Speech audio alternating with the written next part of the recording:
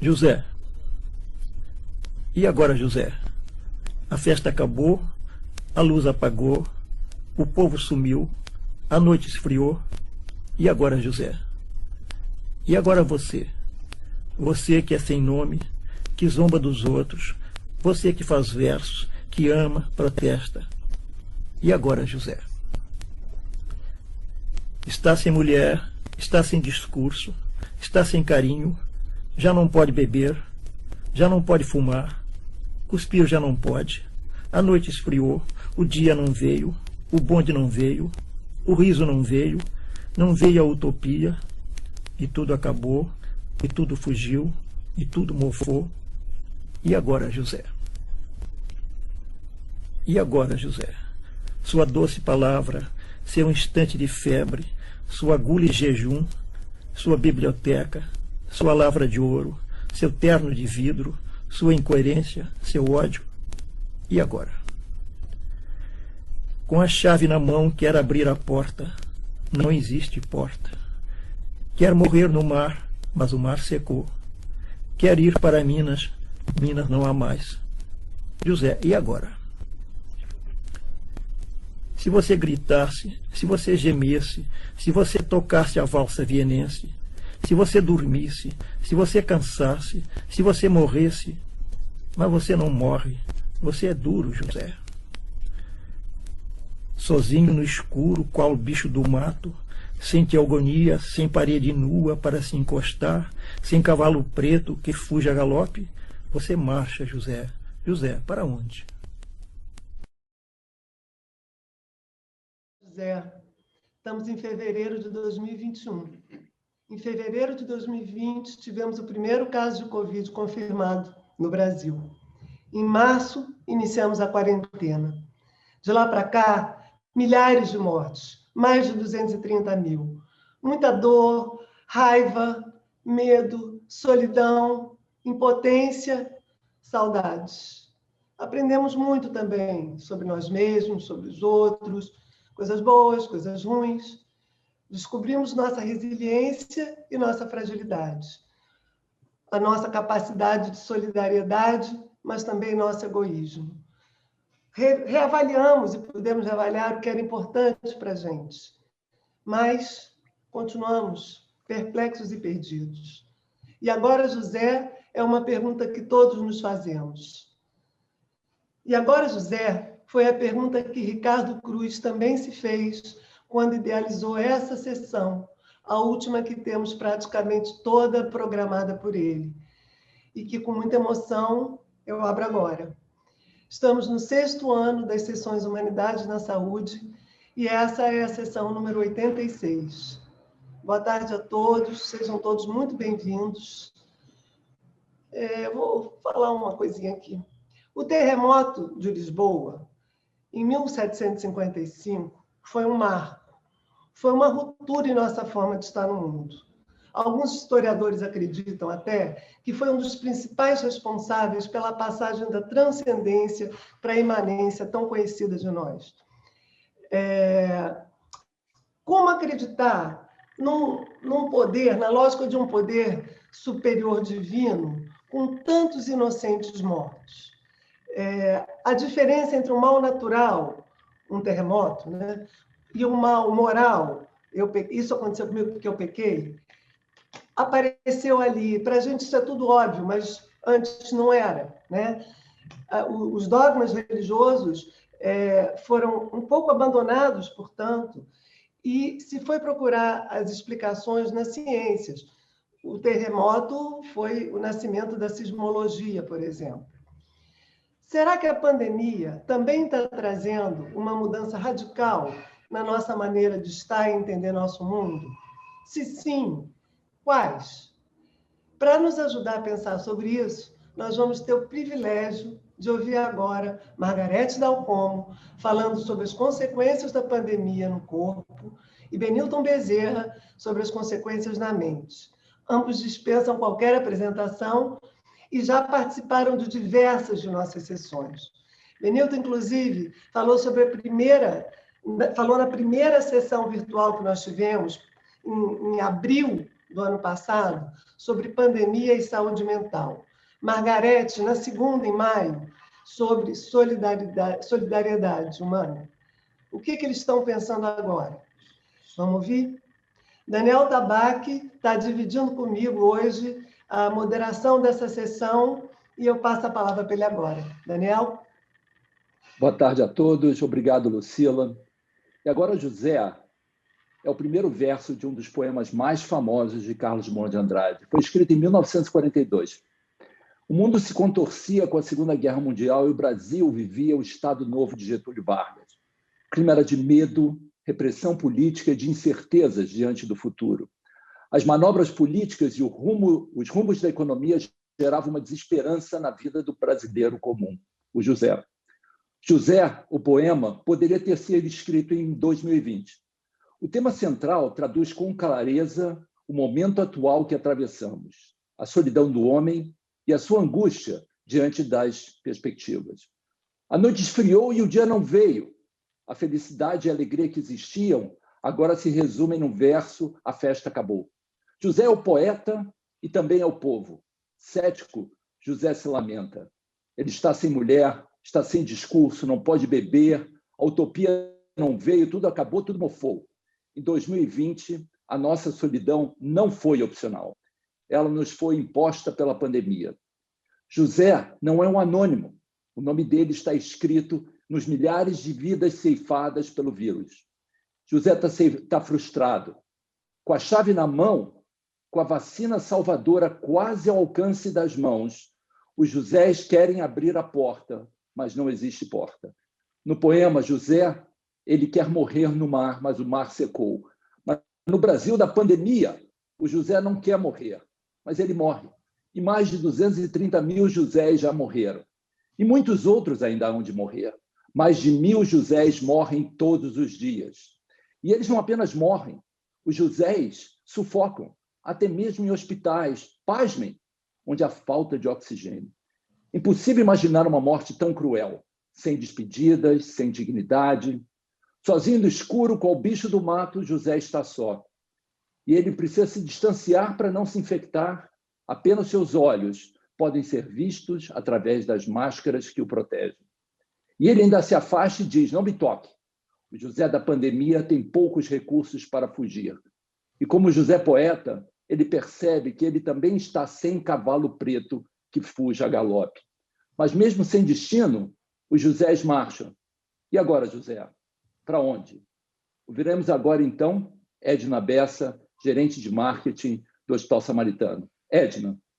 É um privilégio estar aqui mais uma vez com todos os 304 amigos aqui online. E para mim é como se estivéssemos no auditório do Samaritano. É importante que eu diga que é uma emoção dividir essa emoção com vocês. E a gente falando de E agora, José, um terremoto, as políticas que nem sempre ajudam e a nossa falta de liderança nesse país, que nos atrapalha muito. Mas eu quero agradecer à doutora Margarete Alcon, ao Benilton Bezerra, por mais uma vez nos prestigiar com a presença deles, que realmente alivia muito toda essa nossa ausência e essa nossa falta. Agradecer a assessoria secreta, né, as pessoas da Sônia Bromberger, do Sérgio Zaidaft, do Roberto Cooper, do Arnaldo Goldberg, e do Dr. Daniel Tabaque e a Lucila. Foi um alento vocês continuarem nos assessorando, nos conduzindo, nos iluminando de sabedorias. Obrigada. Eu gostaria de dar uma pequena, além de eu ter publicado, uma pequena orientação quanto às perguntas, né? Não é nada demais, mas nós teremos 1 minuto, que para o doutor Ricardo era mais que o suficiente para fazermos qualquer questionamento ou qualquer pergunta.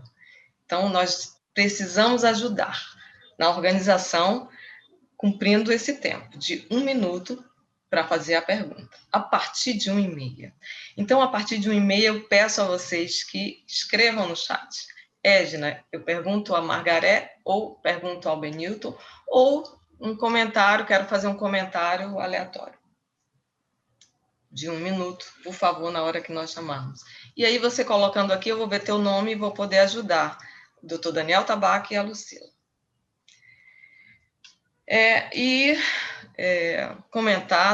Lamentar da falta e a partida abrupta do doutor Fábio Cuiabano, que mais uma vez foi uma rasteira, digamos assim.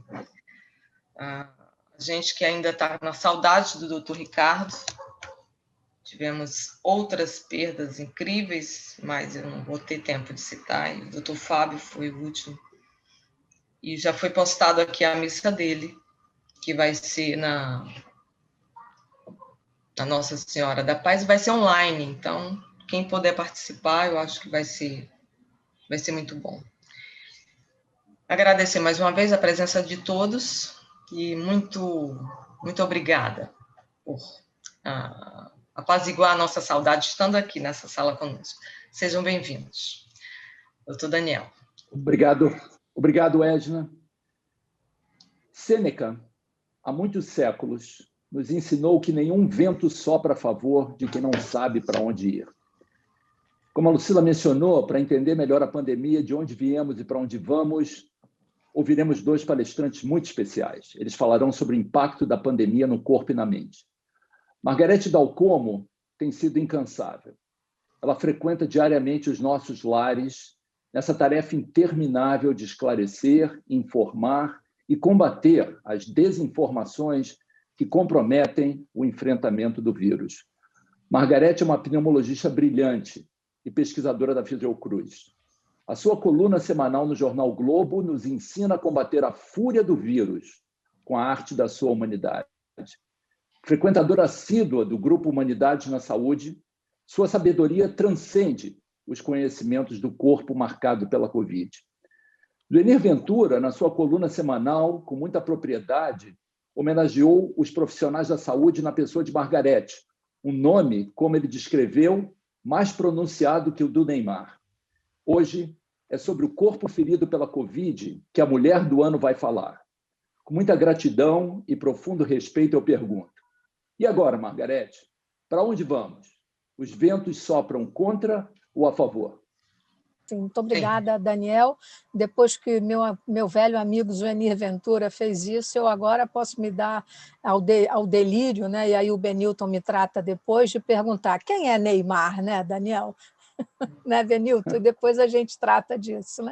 Então, muito obrigada, realmente um prazer estar de novo de volta à Humanidades, inspirado pelas ausências mais dolorosas para todos nós, né? Desde Marcel Seabra, nosso líder Ricardo Cruz, e agora recentemente Fábio, tão querido para nós, né? Sem dúvida estão aqui para nos inspirar. Eu vou compartilhar minha tela, porque para organizar o pensamento sobre o corpo, né?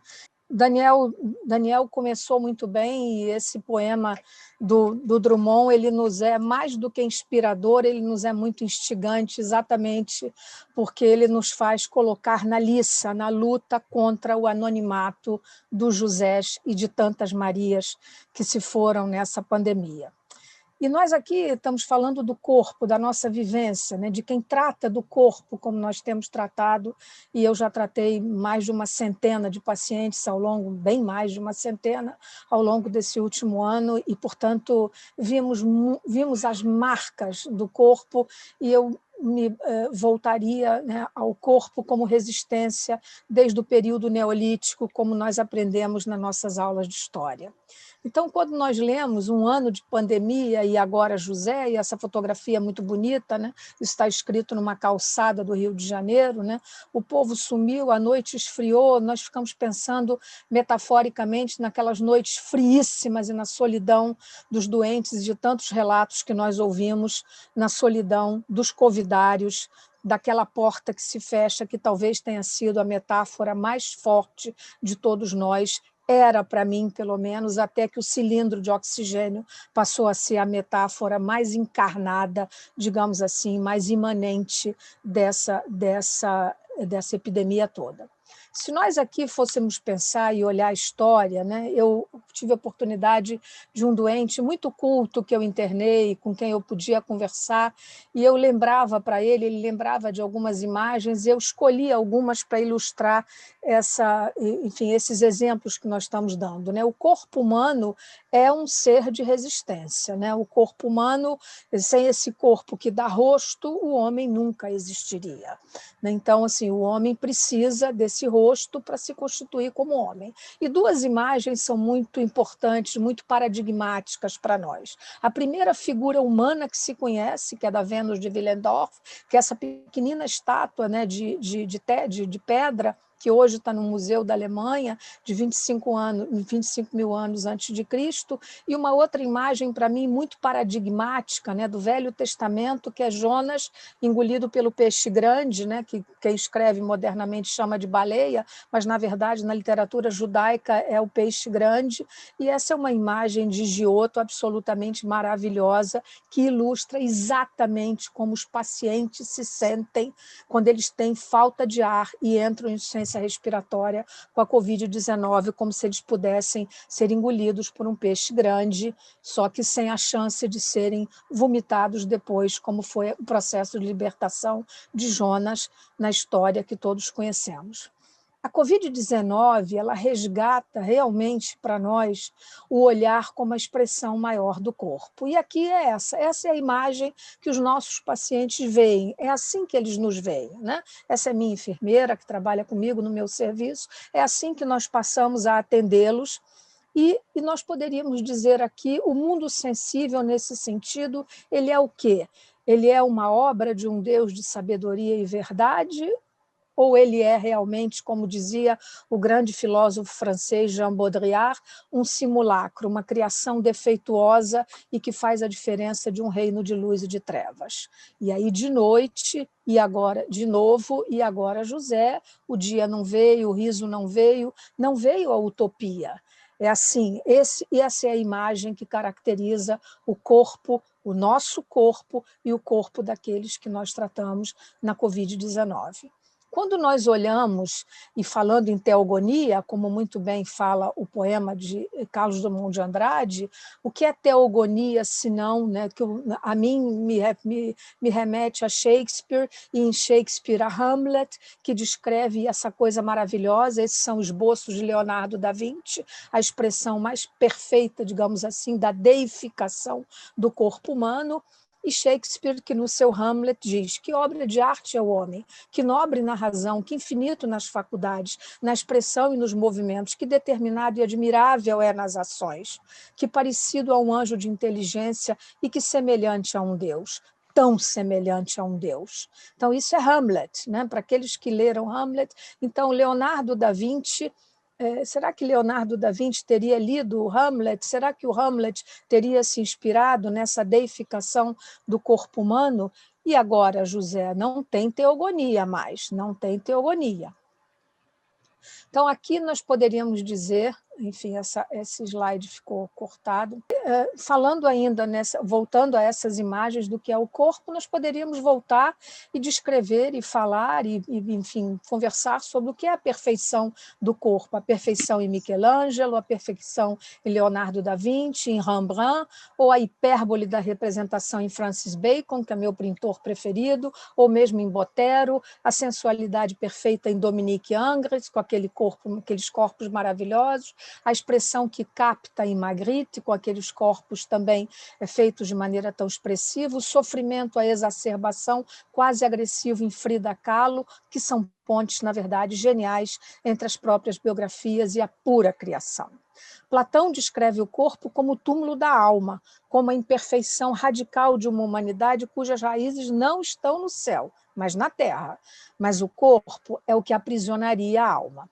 Descartes, em Meditações Metafísicas, diz: eu não sou mais do que esse conjunto de membros que se chama de corpo humano. Hedonismo, narcisismo, fruição, prazeres, performance, tudo isso foi tão subtraído de tantos pacientes que nós tratamos, se contrapõe à imperiosa necessidade de uma nova organicidade no mundo moderno, no mundo que nós vivemos esse ano. A versão moderna desse dualismo opõe o homem ao seu corpo, e não mais como outrora a alma e o espírito ao corpo. Então, isso é o que nós vivemos. E agora, José, não tem utopia, você perdeu sua lavra de ouro. E a sua incoerência, onde fica? E aqui, essa imagem, que é uma imagem muito forte, isso é um autorretrato de John Copland, feito já. A Covid-19 é uma nova forma de sofrimento na contemporaneidade ou não? E por quê? Essa tessitura do encontro, ela nos remete a tantas leituras e registros da nossa memória, desde as mais remotas, como, por exemplo, as casas lacradas que se pintavam com cruzes amarelas na Idade Média, no final do século XIV, que é muito bem descrito por Boccaccio na grande obra do Decameron, até as mais recentes, das portas que se fecham nos isolamentos para a Covid-19. E a nossa vivência médica, o contato com aqueles que passaram e que passam pela doença nesse isolamento absolutamente radical. Um novo ritual, um novo cerimonial de pouco contato humano, mesmo dentro dos hospitais. Para aqueles que não sabem, que não praticam a clínica, esses doentes são colocados em quartos quando eles ainda estão acordados e entra muito pouca gente. Ele tem contato através de um telefone celular, quando ele fica, para que ele tenha um contato visual com alguém. Até os novos hábitos, entre os quais a máscara. Quantos objetos ao longo desse ano representaram a agudeza desse momento para o corpo humano? Agudeza essa que eu diria, como a Lucila muito bem lembrou, que eu chamo e já chamei várias vezes, de um fato demarcador de nossas vidas. A Covid-19 é digamos assim, algo absolutamente transcendente e será imanente, naturalmente, porquanto será um fato modificador de nossas vidas. E quais são as metáforas mais duras e mais evidentes e mais obscenas, digamos assim, né, que revelam o drama dessa tragédia. Em primeiro lugar, na primeira onda, no primeiro semestre do ano passado, os respiradores, a intubação precoce, tudo isso faz parte de um enorme aprendizado que nós tivemos. E, atualmente, um cilindro de oxigênio, como muito bem lembrou o Daniel. Um cilindro de oxigênio que faltou para salvar muitas vidas e ainda falta, como está acontecendo em Manaus, no Brasil, nesse momento. E sempre a permear todos os dias uma nova gestalt do nosso comportamento, a presença da máscara e seu grande impacto epidemiológico, naturalmente, como o contrário, eu diria, de um baile de máscaras ou um carnaval de Veneza, onde apenas o furtivo tem vigência, ao contrário da máscara atual. São modelos exóticos que travestem personas em busca de um novo significado. Quando nós pensamos na outra dualidade, na outra dureza do que é o corpo nesse momento, nós nos reportamos na história a essa coisa linda que são os faiuns. Os faiuns são retratos funerários realistas que eram pintados sobre as múmias. Imaginem, isso tem 3.000 anos. E perfeito, isso está no Museu do Cairo, são assim, são esses rostos, são esses olhares. Isso está rompido na Covid-19. Hoje, o que há é o oposto dessa contemplação, dessa perenização doce, na verdade, com o empacotamento do corpo frio, a impossibilidade radical do contato, inclusive de uma despedida. O rito é sumário, como um pacto rompido. A morte, portanto, é dupla, é o contrário do Fayum. O Fayum é algo muito forte na cultura egípcia, é algo que nos toca muito, e hoje nós imaginamos os rostos, quando as famílias nos perguntam, não é possível que nós possamos ver apenas o rosto, e uma epidemia é sempre, ela é marcada pela implacabilidade, e a resposta é não. E o corpo como metáfora? Quando nós olhamos, por exemplo, eu coloquei aqui propositadamente esse slide, esse é um slide de um artigo publicado agora, em janeiro desse ano, mostrando os efeitos a longo prazo da Covid-19 no corpo humano. Há um ano atrás, nós não tínhamos a menor ideia. Nós internávamos pacientes que chegaram até nós como pacientes portadores de uma pneumonia grave. Rapidamente entendemos que não era isso, a Covid-19 não é uma pneumonia grave. Ela é uma doença sistêmica e os pacientes morriam, a grande maioria deles, por fenômenos tromboembólicos, e, portanto, a gente não entendia bem por que eles chegavam andando nas emergências e, quando se mensurava a saturação de oxigênio, ela estava muito baixa. Um ano depois, nós já sabemos que ela é uma doença sistêmica e que ela concorre com essa pleiade de questões tão bem descritas, é um artigo absolutamente seminal, mostrando as suas primeiras sequelas, mostrando todas as suas sequelas. E aqui, de novo, vem o corpo como metáfora. Talvez nunca nós tenhamos tanto aprendido a respeitar essa dualidade entre corpo e mente no que se expressaria, digamos assim, pelo sentimento. Numa versão atual desse dualismo, nós não poderíamos opor o corpo ao espírito ou à alma, como se chamava mais antigamente, digamos, mas mais precisamente ao sujeito ele mesmo, do qual seguramente Benilton vai nos ensinar. Marcel Mauss, o grande antropólogo, diria que o corpo é o primeiro e mais natural instrumento do homem. E eu diria que, diante da doença e de sua específica solidão, não é mais a sociedade que confere uma significação à existência do homem através de uma integração inequívoca da pessoa. A autorreferência, a perda de latitude, de norte, de escolha diante da finitude possível, quase palpável, material, a necessária busca das nossas reservas ou dos nossos recursos próprios, o que se busca numa interação com o outro hoje, se faz bússola única, salvífica, do corpo e da consciência. Nunca o afeto se fez tão clamor como hoje, um ano depois da Covid-19, quando nós vivemos esse luto tão agudo de tantas perdas. Então, o corpo... Então, no corpo humano, marcado pela doença, Edna, eu estou sendo ouvida ou não? Porque você está sendo ouvida. Que a minha internet está instável, eu estou achando estranho, porque a minha internet é muito boa. Mas, enfim, então o corpo humano, marcado dessa maneira, nos deixa um enorme aprendizado a nós médicos. O que nos ensinou o que eu estou chamando o corpo como metáfora, né? Não pensem que eu estou me referindo ao corpo como algo etéreo ou abstrato, ao contrário, né? Nós estamos hoje vendo pacientes que passaram pela Covid-19 e que hoje conformam, né, digamos, na medicina clínica, quase uma nova especialidade. Eu não tenho a menor dúvida de que, da mesma maneira como há pacientes com sequelas indeléveis, há pacientes com sequelas tratáveis, e que nós hoje teremos na clínica médica uma nova especialidade, que são as síndromes pós-Covid-19, de toda a natureza.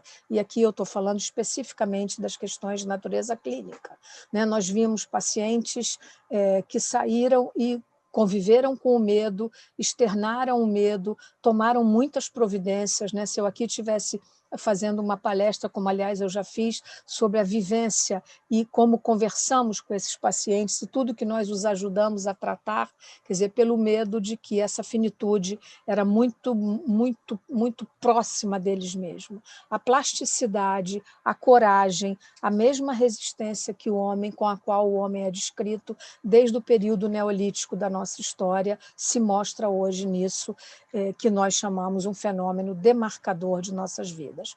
O corpo sai, quando não morto, o corpo sai muito machucado disso tudo, mas ele sai vitorioso, sobretudo.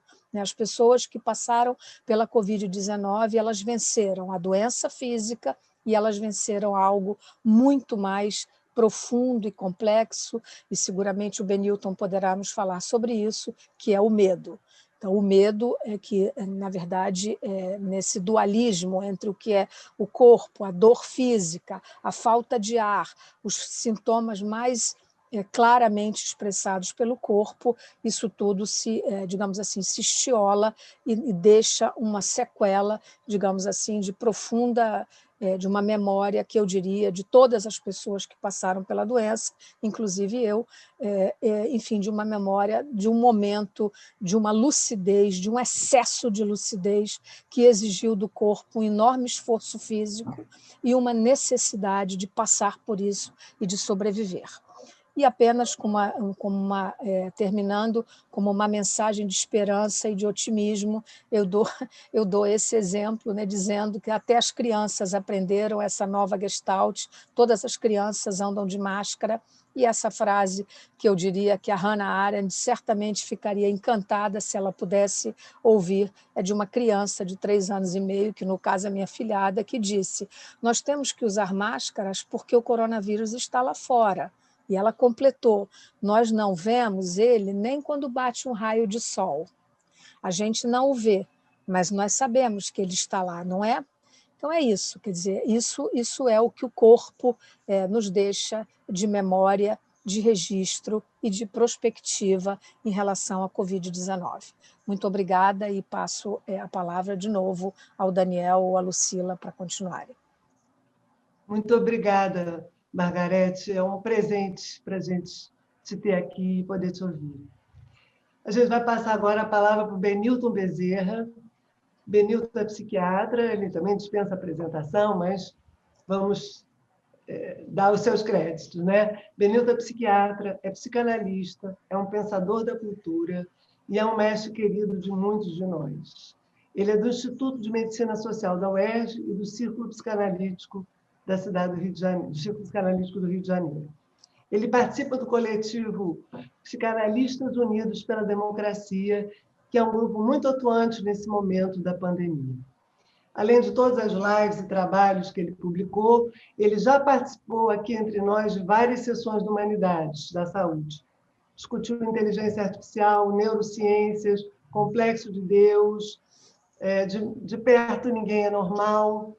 E ele foi o apresentador, como eu disse no início, da primeira sessão online que fizemos sobre pandemia por coronavírus e saúde mental, que foi em 2 de abril.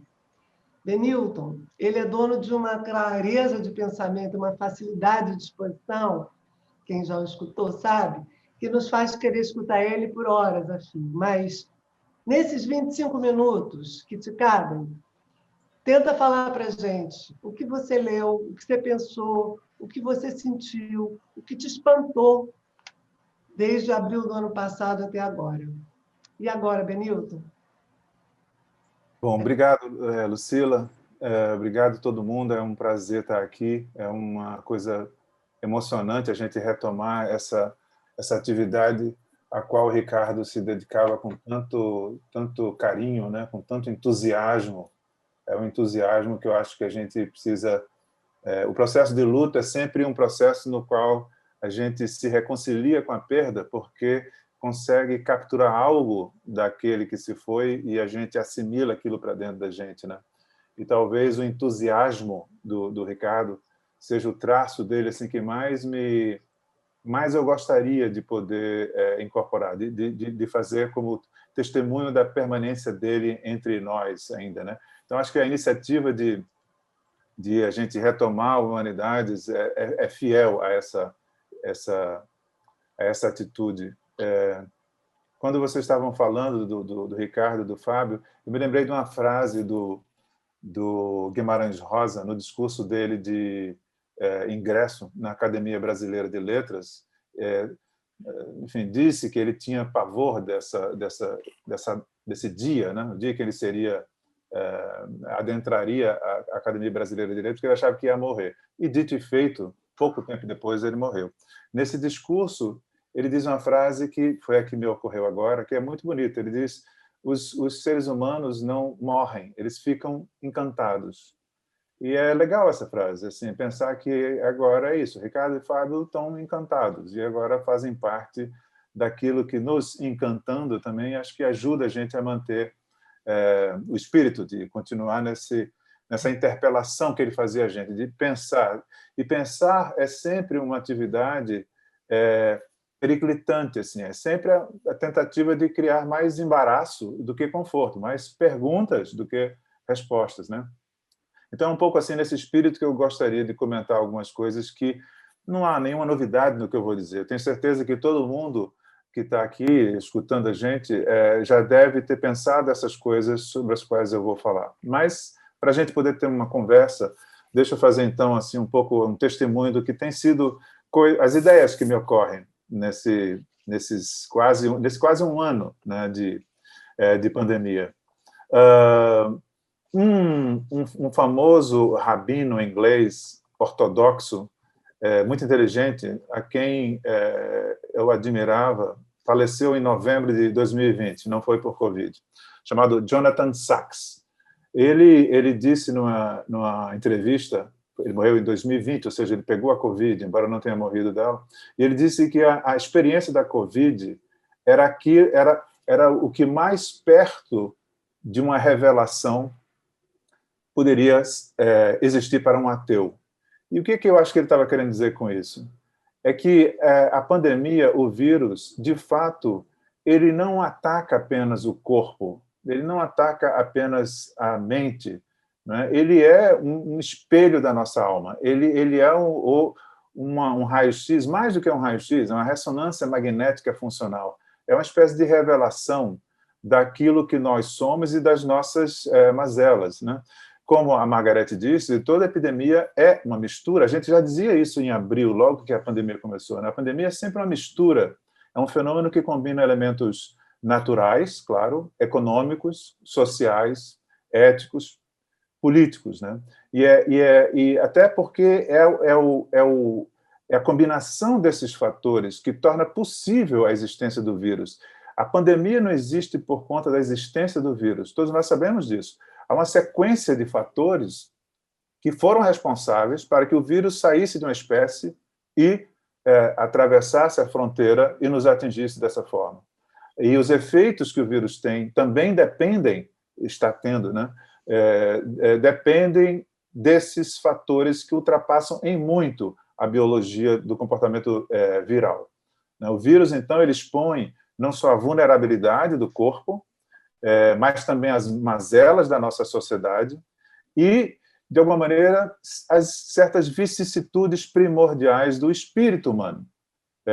E nisso o vírus, a pandemia, tem em comum um traço que está presente em todos os grandes momentos em que nós somos confrontados, não apenas com uma realidade, a realidade compartilhada e os problemas que ela traz, o espaço social, material, simbólico, no qual nós nos orientamos, criamos problemas, fazemos projetos, etc. e tal.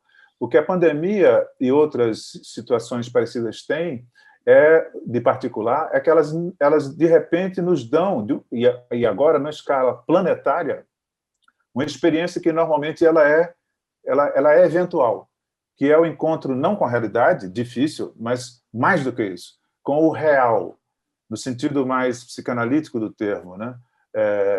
O real não como essa realidade compartilhada, mas como essa dimensão fugidia, que sempre escapa, espectral, invisível, incontrolável. E, por isso mesmo, quando emerge na nossa frente, nos faz sentir impotentes diante de uma força que é onipotente. Então, esse encontro com não só uma realidade dura, como qualquer doença, às vezes o câncer é uma realidade dura, mata milhões o tempo todo, mas a experiência de a gente se deparar com câncer não provoca essa experiência mais aguda, profunda, mais perturbadora que o vírus está produzindo por causa disso, porque ele suspende as nossas convicções, suspende as nossas práticas e nos coloca diante de uma realidade insondável. A gente não sabe exatamente o que vai acontecer. A gente faz as nossas melhores apostas, conseguimos a vacina, mas não sabemos o que vai acontecer com a economia, não sabemos o que vai acontecer com a própria, digamos, economia vital do vírus. Ele vai se reproduzir de forma a produzir variantes inapreensíveis pelas vacinas, a gente não sabe. Então, esse impacto, essa ruptura traumática que digamos assim, o pano de fundo dos aspectos subjetivos, individuais e coletivos catalisados pela emergência da pandemia, né? E aqui, assim como a Margarete falou do corpo, talvez valha a pena simplesmente lembrar que quando a gente fala de mente, mente é uma palavra que ela é muito utilizada em português. Eu desconfio um pouco por conta da pregnância que ela tem em inglês, mind. Nós temos um termo que eu acho que expressa melhor a complexidade do que é essa dimensão da experiência, que é o psiquismo. Por quê? Porque a mente, automaticamente, ela, digamos, é associada a uma espécie de polaridade com o corpo. Mente e corpo. É uma questão milenar. O psiquismo, eu acho que já, por sua vez, pela pregnância das formulações fenomenológicas e psicodinâmicas, ela já remete para uma coisa um pouco mais próxima da complexidade do que é a nossa vida subjetiva, que é a imbricação permanente, constante, entre o que chamamos de mente e o que chamamos de corpo. Mente e corpo, na verdade, são faces de uma mesma moeda. Na verdade, a moeda não é uma boa imagem, porque há um outro elemento aí, que é o corpo, a mente e o mundo compartilhado, o ambiente. É desse entrelaçamento entre a mente como função mental propiciada por um cérebro saudável, um corpo que se situa no mundo, e o mundo, o ambiente material e o ambiente relacional, o ambiente simbólico, esse é o campo da subjetividade, onde emerge a experiência, que aí é singular de cada indivíduo, grupal de certas comunidades, de certos agrupamentos, etc. De modo que o vírus, é claro que colidiu profundamente e balançou profundamente, está balançando profundamente essa dimensão subjetiva, que a gente, eu acho, empobrece quando fala da mente. Uma psiquiatra bastante conhecida, eu acho que alguns de vocês que trabalham com medicina paliativa conhecem, certamente, uma psiquiatra chamada Elizabeth Kubler-Ross. Ela tem um livro chamado Sobre a Morte e o Morrer, em que ela apresenta 5 estágios que ela propõe que estão presentes em todo tipo, no caso dela, diante de um diagnóstico de uma doença terminal, de uma situação terminal, mas que a gente pode expandir para todo o momento em que a gente se defronta com uma ruptura traumática. E os 5 pontos são a negação.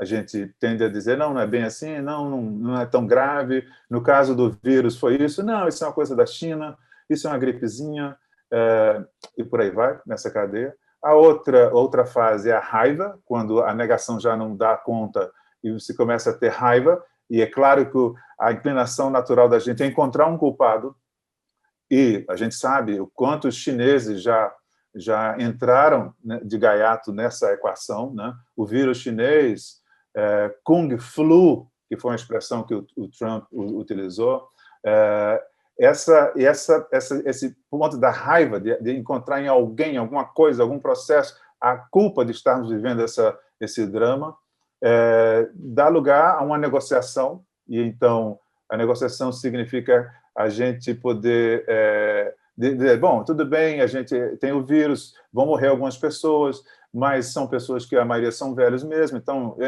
o argumento o argumento cínico, canalha, né, do eu não sou coveiro, esse não é um país de maricas, de alguma maneira é uma espécie de negociação perversa com a realidade que aí o Beelzebub, já não tem como negar, e é uma tentativa de se colocar fora do impacto maciço daquele evento traumático. O quarto ponto que ela sublinha é a depressão, ou seja, o sentimento de que a gente se dá conta da gravidade da situação, e aí um desânimo, um abatimento, um desamparo, um sentimento de impotência, que, é claro, se apresenta de maneira diferencial conforme o tipo de proteção social, psicológico também, mas social, cultural, relacional que cada um tem. E, finalmente, o último ponto que ela diz é o de uma aceitação, quer dizer, é uma superação da depressão no sentido de que se torna possível assumir uma atitude de, bom, já que é assim, o que é que temos pela frente para fazer? O que é que nos cabe realizar frente a essa situação?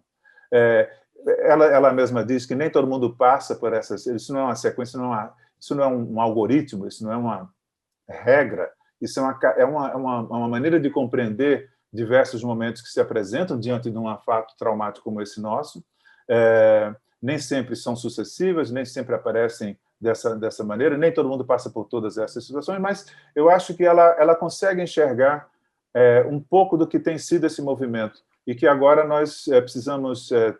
eu acho que o elemento que a gente precisa abordar é o último. O que é que a gente faz? É o e agora, José? Depois de tudo, como é que a gente se mexe? Né? Essa questão, eu acho que ela claro, poderia ser desenvolvida em diversos níveis, tanto individuais, psicológicos, quanto sociais, coletivos, mas eu queria aludir um pouco nesse espírito da pergunta dirigida a mim, como é que eu vivi esse período. Assim, o que é que em abril de 2020, quando a gente conversou, o que é que eu não era capaz de imaginar que a gente estivesse vivendo agora? De um lado, eu não era capaz de imaginar a força que a atitude obscurantista, né, mais do que conservadora, né, obscurantista, do negacionismo, o impacto que o negacionismo teria tanto no país quanto no mundo. Né? A quantidade de pessoas, algumas das quais eu conheço, que eu jamais imaginaria pudessem colocar em dúvida as pesquisas científicas que, por exemplo, não corroboravam o uso de cloroquina, nem ivermectina, né, essas coisas todas, a recusa da vacina. 40% da população na França não se propõe a tomar a vacina, não é um fenômeno só brasileiro, né? Eu acho que o fenômeno do negacionismo não é um enigma, é uma questão que a gente precisa tentar compreender para além de apenas denunciar e se irritar, como eu acho que todo mundo faz o tempo todo. Né? Como é possível que tanta gente tenha embarcado nessa canoa e ainda continue, depois de, no Brasil, 230 mil mortos? É uma questão. A outra coisa que me surpreendeu, embora fosse previsível, e talvez só uma espécie de otimismo sem sustentação me fez me surpreender, é a força com que a necropolítica, para usar a expressão do Aquiles Mbembe, se apoderou das políticas em vários países, e vamos pensar aqui no Brasil. Né? A maneira criminosa como para ficar só no exemplo de Manaus, a maneira criminosa como todas as precauções, todas as advertências, todas as previsões dos epidemiólogos, dos sanitaristas, dos infectologistas, apontando para a necessidade de lockdown no final do ano passado, a covardia do governador que fez a lockdown, depois, pela pressão dos comerciantes, voltou atrás e deu no que deu. Tudo isso é também uma coisa que, é claro, a gente pode analisar, digamos assim, conceitualmente. O que é a necropolítica? É uma forma atual da biopolítica, é uma maneira de você, através de um discurso político e estratégico e logístico, etc. e tal, pôr em marcha uma política em que há vidas que importam e há outras que não importam, e as coisas são feitas de tal maneira que as vidas que não importam são deixadas ao léu. A imagem de pessoas morrendo sufocadas, feito peixe fora d'água, é inacreditável. Né? É inacreditável. Mais inacreditável é que ela não seja persuasiva. Não seja persuasiva para 60% de brasileiros que acham que o governo é entre ótimo e razoável. Ótimo, bom, razoável. 60% da população brasileira. Essa é uma pergunta que eu acho que a gente tem que tentar entender como é possível. Como é possível que aconteça isso? Se a gente não compreender, a gente não vai conseguir ultrapassar isso. Ultrapassar esse cenário terrível que a gente está vivendo. Bom, outra coisa que me surpreendeu, e eu preciso dizer isso, esse é o fórum onde a gente precisa dizer essas coisas, e que me decepcionou, talvez não me surpreendeu. Eu não imaginava que as entidades médicas, a Associação Médica Brasileira, o Conselho Federal de Medicina, os Conselhos Regionais de Medicina, agissem de maneira tão... Não sei que adjetivos utilizar, não sei que adjetivo utilizar, estúpida. Na verdade, pensando aqui com vocês, talvez não seja estúpida. Para poder a gente entender, a gente pergunta como é possível que o CFM e os CRMs estejam agindo dessa maneira. Como é que não se colocaram na linha de frente? Por que o CFM não ganha as homenagens que a Margarete Dal Como justamente recebe? Porque o CFM é, a rigor, conivente com tudo isso que a gente está dizendo, do absurdo da situação de saúde no Brasil. Mas como é possível que CFM e CRMs ajam assim? Porque, se a gente olha o processo eleitoral que levou essas diretorias para onde elas estão, vê os interesses aos quais esses indivíduos, esses médicos estão associados, a gente compreende que não há nada de absurdo, não há nada de absurdo, não, absurdo sim, não há nada de ilógico, não há nada de incompreensível, né? Há uma afinidade entre essa atitude e os interesses que estão representados nas diretorias dessas entidades. Mas isso, de fato, me surpreendeu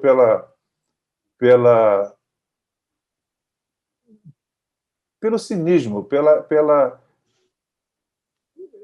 ignorância. Será que a ignorância explica que a AMB tenha defendido a ideia da autonomia dos médicos receitarem cloroquina e ivermectina? Acho que não.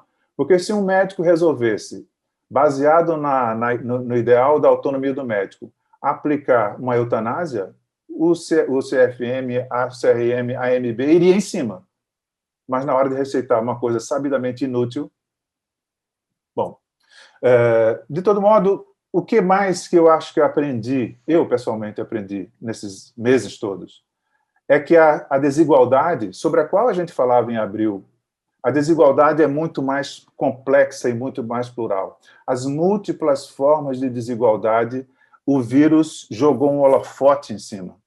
As desigualdades não só econômicas, de classe, as desigualdades raciais, de gênero, culturais. Se a gente pega as estatísticas, a gente sabe, morre mais pobre, morre mais negro, morre mais mulher negra, são vieses geralmente ocultos no cotidiano e que a pandemia ressaltou. A luta pela desigualdade brutal, profunda no Brasil se tornou uma espécie de norte que eu acho precisa governar qualquer tentativa de entendimento de para onde é que a gente vai. A gente tem que deixar de ser esse país grotescamente, né, absurdamente desigual que nós temos. E essas formas de desigualdade se expressam dessa maneira plural. A outra coisa, a mesma coisa diz respeito às formas de violência. A gente fala de violência no Brasil e está acostumado à violência dos tiros, das balas perdidas, à violência doméstica, etc. e tal, que é, de fato, um problema terrível. É uma epidemia, é uma endemia de violência no Brasil. Mas ainda há outras formas que a gente viu acontecerem agora. São as formas de violência disfarçadas em políticas públicas. A decomposição, o esvaziamento do Sistema Único de Saúde no Brasil é uma das formas de violência mais contundentes e que condena à morte, sem que a gente associe a caneta de quem assina os decretos com o atestado de óbito de um José qualquer. Mas a gente vê agora como as políticas de saúde ou as não políticas de saúde, não, as políticas de saúde voltadas para o mercado da saúde, o mercado do lucro com a medicina, elas são de uma violência que a gente precisa ter olhos para ver. E o vírus, pelo menos nisso, nos alertou de maneira incontornável. Outra coisa que para mim ficou muito evidente, lendo e vendo e tal, é que o vírus, na verdade, ainda é um aviso do quê? De uma crise pior ainda. É a catástrofe ecológica que está em gestação e do qual esta pandemia, no futuro, poderá ser lida como um capítulo prenunciador. A pandemia, tal como ela existe, ela é sintoma de um processo de degradação das relações entre as atividades humanas e o planeta que a humanidade habita. Então, pensar no que vamos fazer com o vírus é, ao mesmo tempo, pensar o que vamos fazer com as nossas relações em relação ao planeta como um todo. O esgotamento desse modelo modernista de progresso, entendido como domínio da natureza, exploração dos recursos naturais, essa ficha precisa cair, ou então, eu não, vou morrer antes disso, mas os meus netos vão viver num mundo que eu não gostaria que eles vivessem, né? Talvez a lição, digamos, da desigualdade, da violência estrutural graçando nos nossos olhos sem que a gente enxergue claramente, ela é acompanhada por uma percepção que eu acho que agora também precisa ser aguda da interdependência, da interconexão, da interpenetração de todos nós, não só de todas as classes, de todas as pessoas, dos sujeitos, dos grupos humanos como um todo, mas também da interpenetração entre a esfera humana de relações e a esfera não humana vital, os outros seres vivos, a natureza, e mais do que isso, essa outra, entre aspas, natureza artificial. O termo é um pouco contraditório, mas vocês entendem. Um mundo onde a internet, as redes sociais, a inteligência artificial, os algoritmos e tal, de fato estão compondo um mundo diferente. E pensar em ecologia hoje, e, portanto, pensar em política, implica pensar a nossa interconexão, interdependência e interpenetração entre os outros humanos, os outros seres vivos e as coisas que nós botamos no mundo e que agora se dirigem a nós, com as quais a gente se relaciona, como se fosse uma outra natureza, um outro ambiente, porque de fato são. E o peso dessa dimensão não humana, não vital, essa coisa material, ela só vai crescer nos próximos anos, nas próximas décadas. Bom, o fato é que a gente tem um horizonte, e o último ponto do enfrentamento da ruptura traumática é a questão da aceitação. Bom, e aí a pergunta que nós temos hoje, e agora, José? Não vai haver retorno ao que a gente vivia antes, até sei lá, dezembro de 2019, e a gente tem, grosso modo, duas grandes orientações, duas grandes perspectivas pululando por aí, né? Existe uma perspectiva que a gente poderia dizer que é francamente distópica. São os pessimistas, são aqueles que acham que agora danou-se tudo, a gente vai... o populismo de direita necropolítico vai corroer a democracia por dentro de um modo mais difícil de ser combatido, porque justamente não demole as estruturas do Estado, corrói por dentro feito um cupim. Isso vai ter... A eleição do Biden nos Estados Unidos é um alento, imagine se a gente tivesse agora o Trump no poder, isso seria muito mais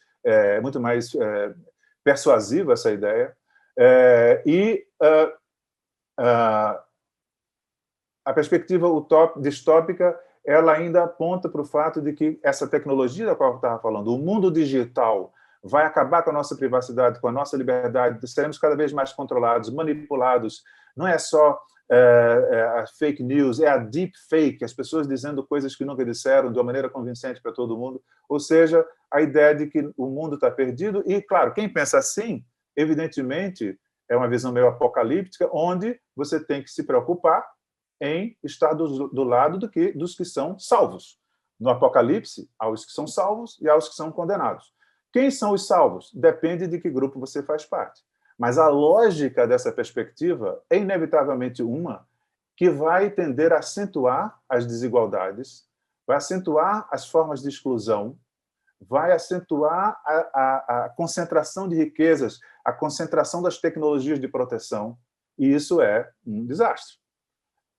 No contraponto oposto, no polo oposto a isso, a gente encontra o que são as utopias, são as perspectivas utópicas, né? Super otimistas, que não imaginam, não falam da perdição, não são encantadas pela ideia de estamos perdidos, a perdição, o apocalipse e tal, mas, ao contrário, estão encantadas pela ideia de redenção. Eu mesmo muitos amigos me criticaram, me aproximando exatamente dessa ideia. Você é otimista demais, você acha que agora a desigualdade se mostrou disfuncional, porque a segurança de todos, de cada um, depende da segurança de todos, então isso vai levar quem é rico e tal a querer se preocupar com a segurança dos que são pobres, mas isso não vai acontecer, vai ter mais condomínio, etc. e tal. essa perspectiva utópica, da qual talvez eu esteja mais próximo de cair do que da distópica, ela implica essa ideia de que o choque foi tão grande que a gente vai naturalmente ver a emergência de uma consciência mais cósmica, mais pluralista, a humanidade dentro da sua casa, Gaia, e a gente tem uma espécie de humanismo fetichizado, uma espécie de esperança meio infantil num processo de redenção, uma espécie de otimismo fora da curva. Eu acho que, para evitar isso, o que a gente precisa fazer é adotar uma perspectiva realista, né? Para falar a frase de Gramsci, pessimismo da razão, otimismo da prática. Mesmo em maio de 68, aquela frase, sejamos realistas, reivindiquemos o impossível, a gente precisa trazer para nós. Porque o impossível já aconteceu, o mundo parou, o capitalismo resolveu dar dinheiro para quem não tem nada, para poder o próprio capitalismo sobreviver. Então, coisas impossíveis acontecem. E o realismo é apostar na possibilidade de mudança, mesmo sabendo que isso é um processo sem fim. Não há redenção para a espécie humana, não há redenção para o sujeito, nem individual, nem coletivamente. Há um processo que você pode viver apostando no melhor ou se conformando e se adaptando a tudo que tem de pior por trás. Então, para terminar, eu acho que, de uma forma geral, a gente talvez precise sair, como diz o Latour, eu acho que ele tem razão, a pandemia ela é um ensaio geral para a crise climática que vem por aí. E a gente só vai enfrentar isso se a gente conseguir ter essa perspectiva. E qual é o nó? Se eu quisesse resumir como é que eu sinto, o que é o eixo em torno do qual políticas de todo tipo precisam ser organizadas. O eixo é o de que a gente não precisa imaginar utopias, basta a gente encontrar um caminho de ampliação cada vez maior daquele círculo do nós. Essa é uma expressão que o filósofo americano Richard Rorty gostava de utilizar. Progresso moral humano é um processo de ampliação constante do nós. Nós quem? Nós, aqueles cuja dor física e moral nos concerne, nos atinge, nos faz ficar alegres ou tristes. Né? A gente precisa expandir o tempo todo isso. E, levando em conta que a política, hoje, como eu disse agora há pouco, precisa incorporar não só esses assuntos humanos, mas também os assuntos não humanos. É da sobrevivência do planeta que a política precisa se preocupar. Isso significa apostar em propostas universais. Um minuto, hein? Um minuto. Em propostas universais. Por exemplo, no caso do Brasil, é preciso que a gente saia desse processo com uma campanha permanente de revigoramento do ideal do SUS, porque o SUS é uma conquista civilizatória, não é uma conquista política administrativa no campo da saúde, é uma conquista civilizatória por causa dos ideais que ele encarna, dos ideais que ele propõe materializar no campo da saúde. Mas esse espírito precisa ser materializado na educação, na economia, nas relações internacionais. A gente, claro, não vai resolver isso, mas a gente pode ser uma peça no tabuleiro jogando com essa estratégia. O Ailton Krenak, estou terminando, o Ailton Krenak, num livro chamado Amanhã Não Está à Venda, ele diz isso, e ele diz, olha, os índios, quando perguntam a ele sobre a pandemia e tal, ele diz, olha, a gente está apanhando desse jeito desde que Cabral chegou aqui. Não é novidade para a gente. O que a gente precisa é apostar nesse melhor. E ele diz, tomara que não voltemos à normalidade, porque se voltarmos, é porque não valeu nada a morte de milhares de pessoas no mundo inteiro. E, para terminar, eu vou... uma coisa que eu me deparei um dia desse, que eu achei muito curioso. Newton, Isaac Newton, em 1665, havia uma pandemia na Inglaterra, né? Braba. A Universidade de Cambridge, onde ele estava, fechou durante 18 meses. E foi na quarentena desse período, ele foi para a casa dele no interior, foi na quarentena que, supostamente, aconteceu daquela maçã cair-lhe na cabeça e de ele tirar as consequências disso. O que é interessante é que, tendo caído a maçã ou não, o fato é que a quarentena, aí, nessa cena, era uma quarentena sem internet, né? O que talvez tenha propiciado a ele, o que lhe permitiu tirar as consequências da observação. a capacidade de contemplar o que está aí para os olhos verem, mas a mente e o coração não enxergam. Então, eu acho que o vírus, terminando, o vírus é uma espécie de maçã na nossa cabeça. O que vai fazer o mundo ir para lá ou para cá, e nós, enquanto indivíduos, irmos para lá ou para cá, é a nossa capacidade de, feito Isaac Newton, tirar as consequências disso, entender o que a maçã está querendo nos dizer. No caso, que tem uma força que puxa para baixo. No caso do vírus, que o mundo que nós temos precisa mudar profundamente. E nós, da área da saúde, temos que ser atores fundamentais nesse processo. Isso. Muito bom, muito obrigada, Benilton. Vamos abrir agora para as perguntas. Então, Vera Perestrelo, 1 minuto para o seu comentário. Depois vem Luciana Conti e depois Sandra Torres. Tá? Então, Vera. Obrigada. Realmente, eu queria fazer apenas um comentáriozinho que talvez seja a expressão dos meus laivos de esperança. E agora, José? O bonde não veio. O riso não veio, mas virá. Nós, tal como o vírus, somos também mutantes. Com o poder criativo da espécie, podemos talvez construir espículas diferentes para novas adaptações internas e externas. É possível que os colegas da doutora Margarete, minha ídola, consigam domesticar esse vírus maldito para, por exemplo, usar seu potencial destrutivo somente para atingir as células malignas. Quem sabe? Como dirá Albert Cooper na sua palestra no ICF, transformações são a essência da vida. Não podemos deixar de caminhar porque no meio do caminho tinha uma pedra. Era isso que eu queria dizer. Obrigada. Gostaria antes de agradecer a oportunidade de ouvir dois intelectuais brilhantes nesse momento tão difícil. A minha pergunta é sobre o debate em torno da volta às aulas. Todos nós sabemos que a escola é uma experiência central na vida de uma criança contemporânea, mas me pergunto se, nesse momento, obrigarmos uma criança ou um adolescente a conviver com o risco de adoecer ou de fazer adoecer seus pais, seus avós ou seus irmãos, não causa um prejuízo emocional maior do que aceitarmos as limitações que um tempo de exceção nos impõe. Não seria melhor buscarmos novas formas de vida para a família e a sociedade nesse momento que nos permitissem manter o isolamento? Mandar as crianças e os profissionais de educação de volta à escola não seria uma espécie de negacionismo? Bom, essa é a minha questão. Agradeço. Obrigada. Vocês já vão responder. Deixa a Luciana também falar e aí vocês tentam juntar. A gente está querendo ganhar tempo. Sandra Torres. Oi, olá, boa tarde a todos. Estava aguardando o som ser liberado. Em primeiro lugar, doutora Margarete, Benilton, obrigada pelas duas conferências maravilhosas. Não tem nem palavras. Eu gostaria de fazer alguns comentários sobre o que vocês colocaram. Em relação ao slide que a doutora Margarete apresentou sobre as sequelas, né, da Covid, ela se referiu a essas sequelas como basicamente sequelas físicas, mas a fadiga aparece aí nesse slide como 58% de prevalência, né, o maior sintoma observado. E a gente sabe que a fadiga ela tem um componente psíquico que é fundamental também, né? Então,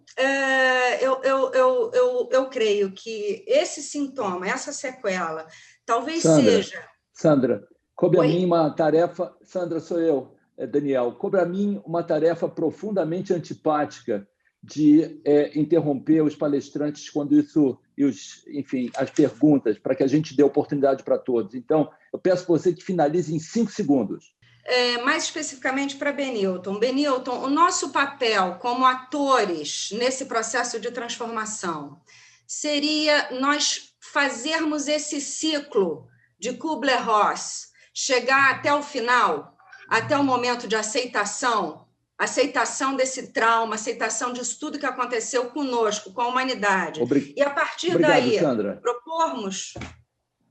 Obrigado, Sandra. Bom, agora, Benilton, Margarete. Em primeiro lugar, vou responder rapidinho essa coisa de fadiga, é verdade, né? A fadiga, é claro que ela tem um componente psicogênico, agora ela tem também, Sandra, a fadiga, a doença se caracteriza por uma mialgia, por um compromisso da musculatura muito grande. E esse processo inflamatório, pela liberação de citocinas tóxicas, ele leva muito tempo para se recompor. Então, é por isso que a fadiga, independentemente do componente psíquico, né, ela tem realmente um componente físico muito importante.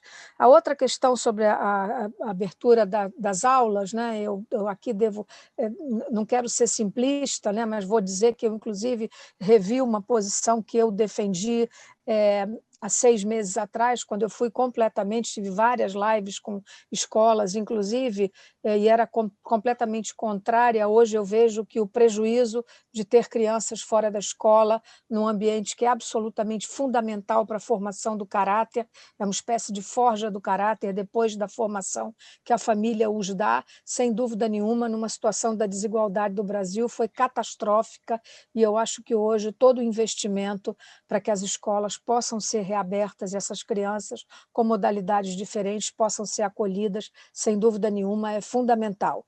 Eu tive essa discussão agora, semana passada, Lucila, com um grupo de juristas, inclusive, onde eu me manifestei que a questão é fiscalizar e, novamente, vencer a barreira social, porque as escolas privadas todas estão se colocando em condições perfeitamente plausíveis de abrir as escolas. Então, funcionários têm que ser testados, todos têm que ser vacinados com prioridade, todo mundo conhece a minha posição, tem sido, inclusive, contrariando algumas sociedades de colocar todos os funcionários, servidores e todos aqueles que trabalham na educação, vencida a saúde e os idosos como o próximo grupo de prioridade. Essa seria a minha posição sobre essas duas questões colocadas. Assim, a perspectiva de você criar novas formas de vida das famílias para poder propiciar que as crianças estivessem em casa e tal, é claro que é uma proposta interessante, mas o tempo de realização de uma proposta como essa é de longuíssimo prazo,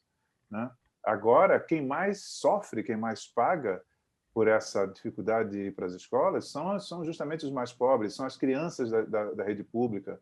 De novo, é um absurdo que isso não tenha sido pensado antes e que os professores e funcionários das escolas não tenham sido colocados como grupo prioritários.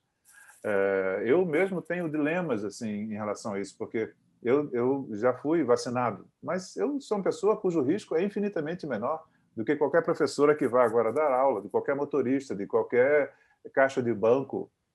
Então, eu acho que o que a gente precisa fazer, porque essa situação da pandemia vai se estender por um tempo que a gente não sabe, mesmo esses esquemas de vacinação em massa também podem se desdobrar, é insistir no que a Margarete estava dizendo, que é fazer uma escala de prioridades que respeite a importância de trabalhadores, não só da saúde, mas da educação, estarem protegidos e, por isso, e com isso, reabrirem de maneira mais... retomarem o trabalho da educação, que em faixas menores das crianças tem um impacto sobre, inclusive, o desenvolvimento psicossocial muito importante. E eu acho que isso talvez responda um pouco à pergunta da Sandra sobre a fadiga, Margarete já falou, sobre a questão da aceitação. O que a gente tem que fazer? Eu acho, individualmente, é isso. É aceitar e se colocar essa pergunta. E agora, José? Nós todos somos José. O que a gente faz? E, além disso, mais do que isso, é de a gente poder retomar uma espécie de espírito mais corporativo mesmo, de participação e de crítica das nossas instituições, aquelas que supostamente nos representam e que ao longo dessas últimas décadas foram se burocratizando e foram sendo tomadas por pessoas que apoiaram a eleição desse presidente, que ainda continuam, pelo silêncio, pelas meias palavras, apoiando essa política necrófila. Então, eu acho que a aceitação que a gente tem que assumir é uma que vai precisar nos colocar como atores mais politicamente engajados. Bom, vamos passar ainda para a mesa. Temos mais 3 pessoas. Sérgio Novis, Lourdes Rocha e Lisanca Marinheiro. Professor Novis? Nós assistimos à tragédia de Manaus. Não era falta de nenhum remédio caro, não era nada, era falta de oxigênio. Quer dizer, as pessoas morreram asfixiadas. É uma coisa inenarrável. E uma das soluções que eles encontraram foi espalhar os doentes, que, pelo que se ouve dizer, tinha uma cepa agressiva do coronavírus, por vários estados e cidades do Brasil. Isso não foi uma coisa completamente absurda no sentido de difundir um vírus mais atuante, mais agressivo? Então, eu vou puxar um pouco para essa questão mais da globalização. Eu estou em Lisboa e nós estamos há 1 ano com essa questão, né, da quarentena e passando por diversas fases. E a minha desesperança é ver que, nesse momento atual, por exemplo, nós estamos absolutamente sem sair de casa. Toda Lisboa, né, pela onda muito grande, enfim, dos casos né, e falam-se até que estão transferindo para a Áustria, enfim, para os países do lado, né? A minha questão é se é possível o planeta e, por outro lado, esse isolamento dos aeroportos, a impossibilidade de se ir de um lugar para o outro, essa ausência de liberdade espacial. Então, com esse planeta se isolando, aeroportos interrompidos, os corpos que não podemos enterrar, o ritual do enterro, que é uma coisa importante, eu tenho amigos que morrem e eu não consigo ir... Lourdes, peço desculpas, por favor, 5 segundos. Estamos entrando num mundo de luta e melancolia sem retorno. Obrigado, Lourdes. Lisanca Marinheiro. Oi, boa tarde. Eu queria perguntar para a mesa, para os dois, parabéns para o Benilton e para a doutora Margareta, é sempre um prazer ouvir vocês, é um banho de cultura. O que é que vocês sugeriam, como vocês pensam, a meu ver, essa outra pandemia do medo, até para as pessoas que não pegaram Covid, que a gente enfrenta, tanto na iniciativa pública como privada, da ansiedade generalizada, da depressão, do medo, das pessoas que não contraíram Covid e manifestam os sintomas mentais e físicos que são comuns ao Covid. Como é que vocês pensam isso?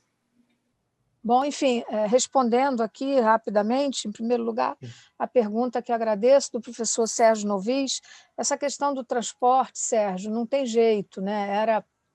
Tem 2 informações. Primeiro, quando os pacientes começaram a ser removidos, a cepa já estava fora de Manaus. O Brasil tem uma rede aérea, uma malha enorme, e essa cepa P1 já tinha sido diagnosticada em São Paulo e já tinha sido diagnosticada no Rio. Portanto, não teria, isso estava já transmitido.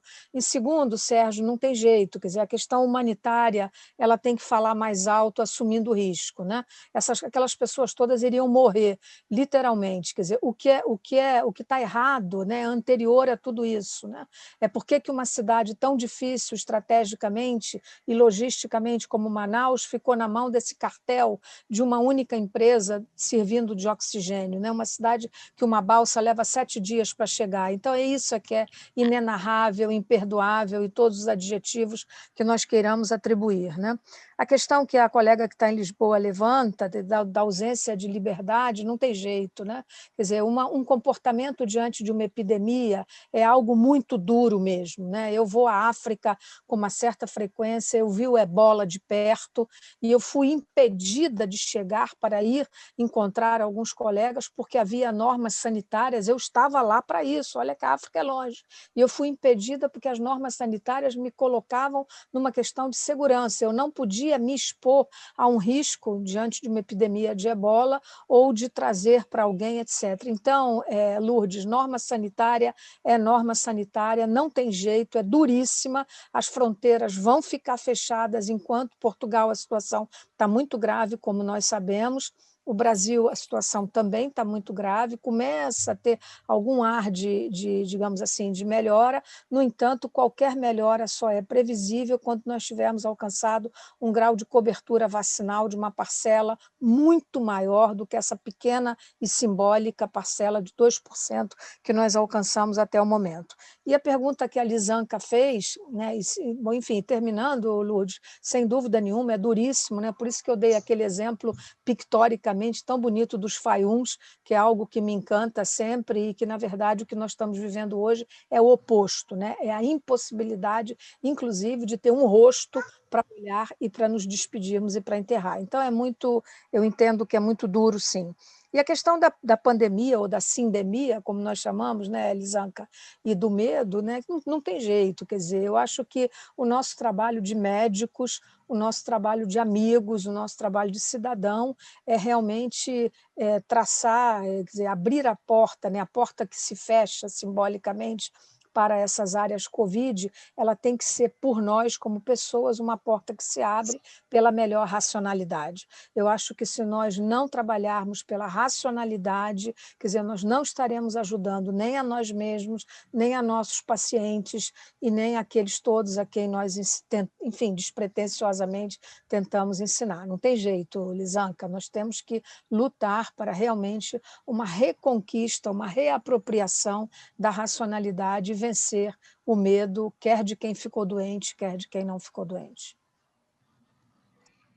Obrigada, Margarete. Benilton, nós só temos 3 minutos.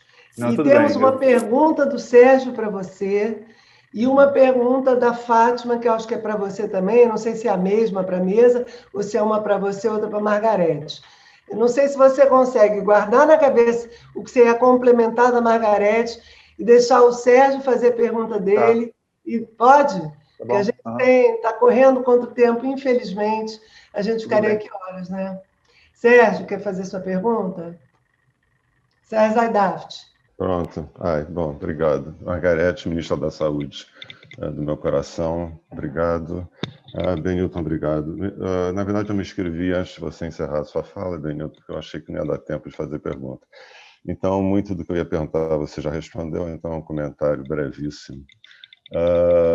Eu também, enfim, eu me incluiria entre seus amigos que também acharam você otimista demais, não chamar de otimista, esperançoso. Eu lembro da sua palestra de março do ano passado, aqui mesmo no Humanidades, em que você previa uma mudança da consciência do planeta, dos seres humanos, frente a isso, essa maçã, chamemos como você chamou na nossa cabeça. Meu comentário é mais rápido. Eu fiquei impressionado. Tinha um antigo comentarista de futebol, cujo bordão era o comentarista da palavra fácil, Luiz Mendes, botafoguense como você, Benilton, desculpe lembrar, mas enfim. E eu fiquei impressionado hoje com você. Você nunca perdeu uma palavra, nunca buscou uma palavra em nenhuma fala sua que eu vi em 40 anos. Hoje você não conseguiu achar uma palavra para definir o CFM. Eu sugiro a você disfarçatez. Mas você não ter vindo a palavra, eu acho que é um efeito da pandemia sobre você e sobre todos nós. Se você faltou a palavra fácil, que a coisa está feia. É só isso. E obrigado por tudo. Benilton, quer comentar? Mas não tem mais uma pergunta? Tem, Fátima, você consegue. A gente tem 1 minuto para perguntar e responder. Tudo Algumas bem. pessoas ficariam de fora. Fátima, consegue fazer sua pergunta em 30 segundos? Fátima Barroso? Som, bota seu som. Bota seu som, por favor. Não está conseguindo? Eric, bota o som dela. Eric. Fátima, acho que você vai botar a sua pergunta por escrito. Benilton, Tá bom. Vamos responder para a gente terminar com... Rapidamente, né? Em relação à pergunta da Lisanca, eu vou assinar embaixo do que a Margarete falou. Eu diria exatamente isso. A gente precisa informar serenamente, não deixar que esse obscurantismo das falsas notícias, do pânico tome conta. Medo não é um sentimento ruim, porque ele pode nos deixar alerta. O pânico é paralisante. Então, a informação transforma o pânico no medo. É isso que a gente precisa perseguir. Para Lourdes, eu diria o seguinte, Lourdes, eu sei que é difícil, talvez você concordar comigo, mas a gente precisa compreender esse exercício de limitação das fronteiras, etc. e tal, não como exercício de restrição da liberdade, mas, ao contrário, como um exercício de liberdade. Por quê? Porque a liberdade ela não é uma força que nos leva a fazer o que a gente bem entende, que não tem nenhum tipo de constrangimento. A liberdade ela não é ex nihilo. A liberdade é sempre negativa. A liberdade é sempre a liberdade de você não ser determinado por aquilo que está lhe determinando. Então, ser livre diante da pandemia é conseguir fazer, não importa o que, seja capaz de frear o avanço destrutífero do vírus. Então, mesmo que isso contrarie aquilo que não é mais caro, a gente não pode tocar no neto, não pode beijar a mãe, não pode ir para um outro lugar.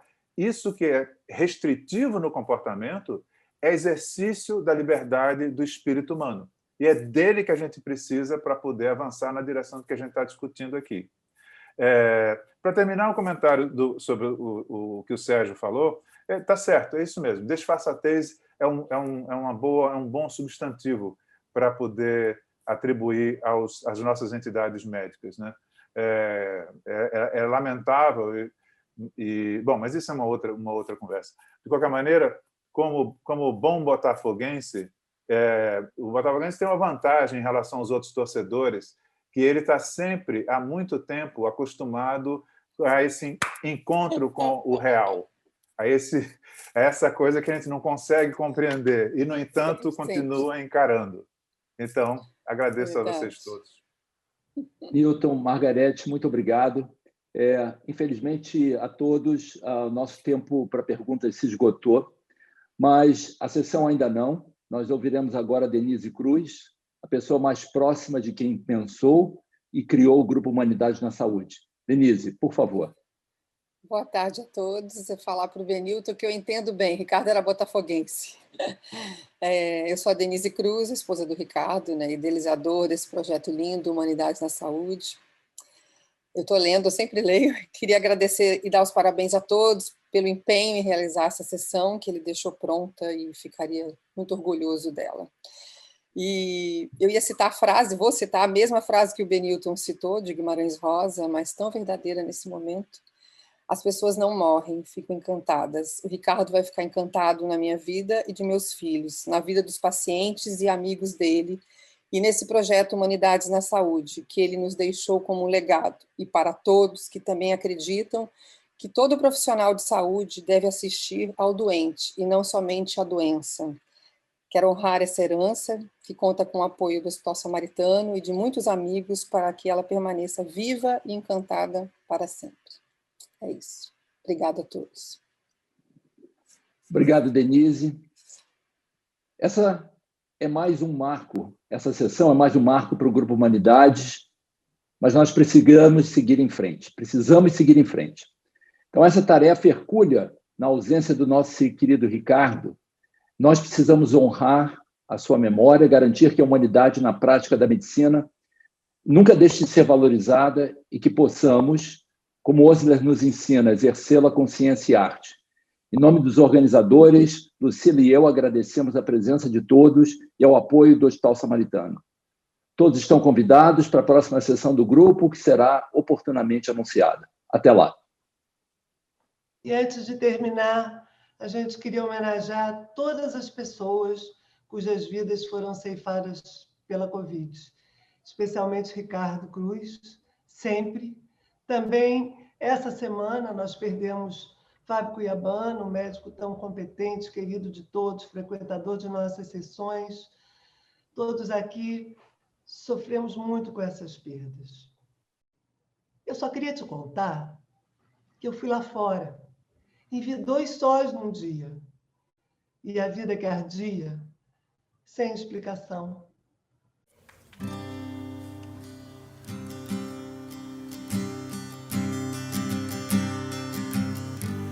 Quando o segundo sol chegar para realinhar as órbitas dos planetas, derrubando com assombro exemplar o que os astrônomos diriam se tratar de um outro cometa. Quando o segundo sol chegar para realinhar as órbitas dos planetas, derrubando com assombro exemplar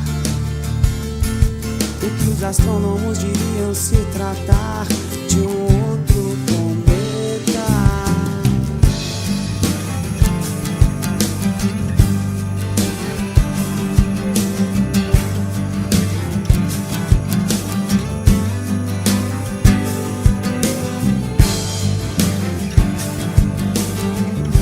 Não digo que não me surpreendi.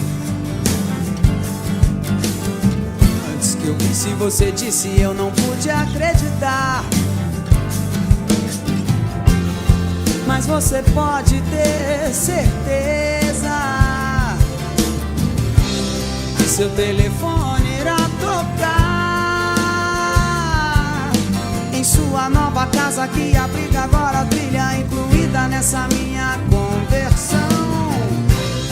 Eu só queria te contar que eu fui lá fora e vi 2 sóis num dia e a vida que ardia sem explicação.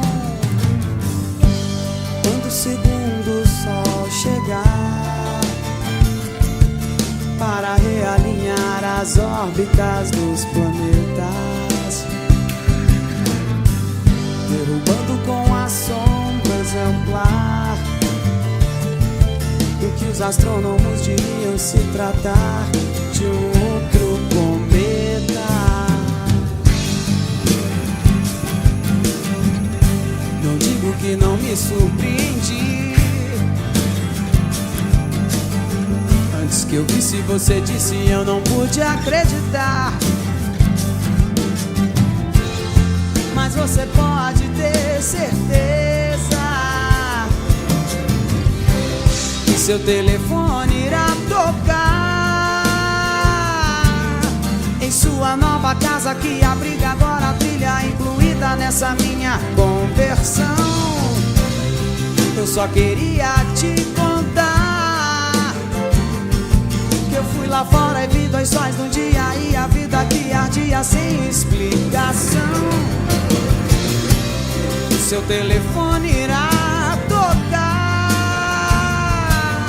em sua nova casa que abriga agora a trilha incluída nessa minha conversão.